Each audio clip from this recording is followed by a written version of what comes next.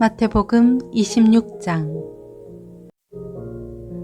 예수께서 이 모든 말씀들을 끝마친 후에 제자들에게 말씀하셨습니다. 너희도 알다시피 이틀만 있으면 유월절이다. 그때 인자는 넘겨져 십자가에 못 박힐 것이다. 그 무렵 대제사장들과 백성의 장로들은 가야바라 하는 대제사장의 관저에 모여 교묘하게 예수를 체포해 죽일 음모를 꾸미고 있었습니다. 그러나 그들은 백성들이 소동을 일으킬지도 모르니 명절 기간엔 하지 맙시다 라고 말했습니다. 예수께서 베다니에 있는 나병 환자 시몬의 집에 계실 때였습니다. 한 여인이 값진 향유가 가득 든 옥합을 들고 와 식탁에 기대어 음식을 잡수시는 예수의 머리에 향유를 부었습니다. 제자들은 이것을 보고 분개하며 물었습니다. 왜 향유를 저렇게 낭비하는가? 이 향유를 비싼 값에 팔아 그 돈으로 가난한 사람들을 도울 수 있었을 텐데. 이것을 하신 예수께서 말씀하셨습니다. 왜 이 여인을 괴롭히느냐? 이 여인은 내게 좋은 일을 했다. 가난한 사람들은 항상 너희와 함께 있겠지만 나는 항상 너희 곁에 있는 것이 아니다. 이 여인이 내 몸에 향유를 부은 것은 내 장례를 준비하기 위한 것이다. 내가 진실로 너희에게 말한다. 온 세상 어디든지 복음이 전파되는 곳마다 이 여인이 한 일도 전해져서 사람들이 이 여인을 기억하게 될 것이다. 그때 12 제자 중 하나인 가룟 사람 유다가 대제사장들에게 가서 물었습니다. 예수를 당신들에게 넘겨주면 내게 얼마나 주겠소? 그들은 유다에게 은도 30을 쳐주었습니다. 그때부터 유다는 예수를 넘겨줄 기회를 엿보았습니다. 무교절 첫날에 제자들이 예수께 와서 물었습니다. 선생님께서 잡수실 유월절 음식을 어디에서 준비하면 좋겠습니까? 예수께서 대답하셨습니다. 성 안에 들어가 한 사람에게 가서 우리 선생님께서 말씀하시기를 나의 때가 가까워졌으니 내가 그대의 집에서 제자들과 함께 유월절을 지키겠다 하십니다. 라고 전하라. 그리하여 제자들은 예수께서 지시하신 대로 유월절을 준비했습니다. 저녁이 되자 예수께서 12 제자와 함께 식탁에 기대에 앉으셨습니다. 모두들 식사를 하고 있을 때 예수께서 말씀하셨습니다. 내가 진실로 너희에게 말한다. 너희 중 하나가 나를 배반할 것이다. 제자들은 큰 슬픔에 잠겨 저마다 예수께 물었습니다. 주여, 저는 아니겠지요. 예수께서 대답하셨습니다. 나와 함께 그릇에 손을 넣은 사람이 나를 배반할 것이다. 인자는 자신에 대해 성경에 기록된 대로 가겠지만 인자를 배반한 그 사람에게는 저주가 있을 것이다. 그는 차라리 태어나지 않는 게 나았을 것이다. 그때 예수를 배반한 유다가 말했습니다. 라삐요, 저는 아니겠지요. 예수께서 대답하셨습니다. 내가 말했다. 그들이 식사를 하고 있을 때 예수께서 빵을 들어 감사 기도를 드리신 후 떼어 제자들에게 주면서 말씀하셨습니다. 받아서 먹어라. 이것은 내 몸이다. 그리고 잔을 들어 감사 기도를 드리신 후 제자들에게 주시면서 말씀하셨습니다. 너희 모두 이것을 마시라. 이것은 죄 사함을 위해 많은 사람들을 위해 흘리는 내 피, 곧 언약의 피다. 내가 너희에게 말한다. 나는 이제부터 내 아버지의 나라에서 너희와 함께 새 포도주를 마실 그날까지 다시는 포도 열매로 만든 것을 마시지 않을 것이다. 그들은 찬송을 부른 후에 올리브산으로 향했습니다. 그때 예수께서 제자들에게 말씀하셨습니다. 내가 목자를 치리니 양떼가 흩어질 것이다 라고 성경에 기록된 대로 오늘 밤에 너희는 모두 나를 버릴 것이다. 그러나 내가 살아난 뒤에 너희보다 먼저 갈릴리로 갈 것이다. 베드로가 대답했습니다.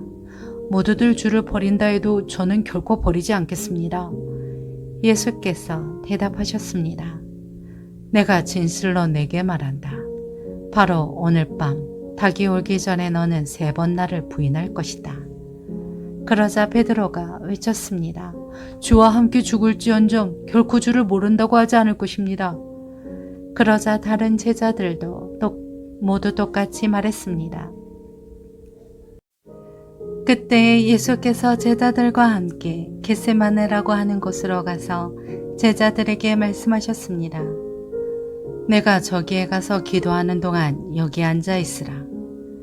예수께서 베드로와 세베대의 2 아들을 데리고 가셨습니다.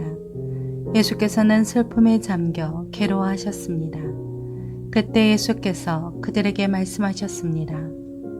내 마음이 너무 괴로워 죽을 지경이다. 너희는 여기 머물러 나와 함께 깨어있도록 하라. 예수께서 조금 떨어진 곳으로 가셔서 얼굴을 땅에 파묻고 엎드려 기도하셨습니다. 내 아버지, 할 수 있다면 이 잔을 내게서 거둬주십시오. 그러나 내 뜻대로 하지 마시고 아버지의 뜻대로 하십시오. 그리고 제자들에게 돌아와 보니 그들은 자고 있었습니다. 예수께서 베드로에게 물으셨습니다. 너희가 한 시각도 나와 함께 깨어있지 못하겠느냐? 시험에 들지 않도록 깨어서 기도하라. 마음은 간절한데 육신이 약하구나. 그리고 예수께서 다시 가서 기도하셨습니다. 내 아버지, 내가 마시지 않고서는 이 잔이 내게서 떠날 수 없다면 아버지의 뜻대로 해주십시오. 예수께서 돌아와 보니 제자들은 또 잠이 들어 있었습니다.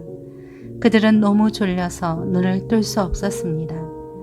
그래서 예수께서 그들을 두고 또다시 가셔서 3번째로 똑같은 기도를 하셨습니다. 그러고는 제자들에게 돌아와 말씀하셨습니다. 이제는 자고 쉬라. 보라, 때가 가까이 왔다.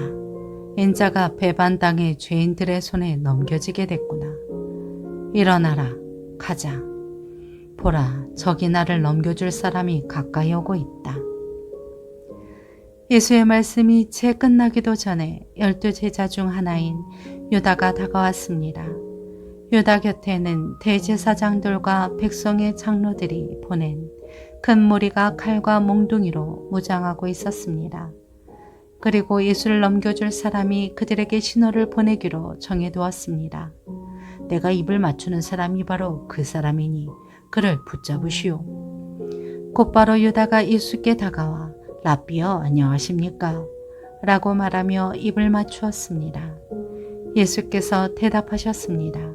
친구여, 무엇을 하려고 여기에 왔느냐? 그러자 사람들이 한 발자국 앞으로 나오더니 예수를 붙잡아 체포했습니다. 그때 예수의 일행 중 한 사람이 손을 뻗어 자기 칼을 빼고는 대제사장의 종을 내리쳐 그 귀를 잘랐습니다. 예수께서 그에게 말씀하셨습니다.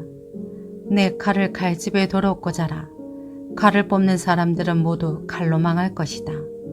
내가 내 아버지께 청하면 당장 12군단보다 더 많은 천사들을 보내주실 수 있다는 것을 너는 모르느냐? 그러나 만일 그렇게 하면 성경에서 이런 일이 마땅히 일어나야 한다고 말한 것이 어떻게 이루어지겠느냐? 그때 예수께서 무리에게 말씀하셨습니다. 너희가 강도를 잡듯이 칼과 몽둥이로 나를 잡으러 왔느냐? 내가 날마다 성전에 앉아 가르쳤는데 너희가 그때는 나를 체포하지 않았다. 그러나 이 모든 일은 예언자들의 글을 이루기 위해 일어난 것이다.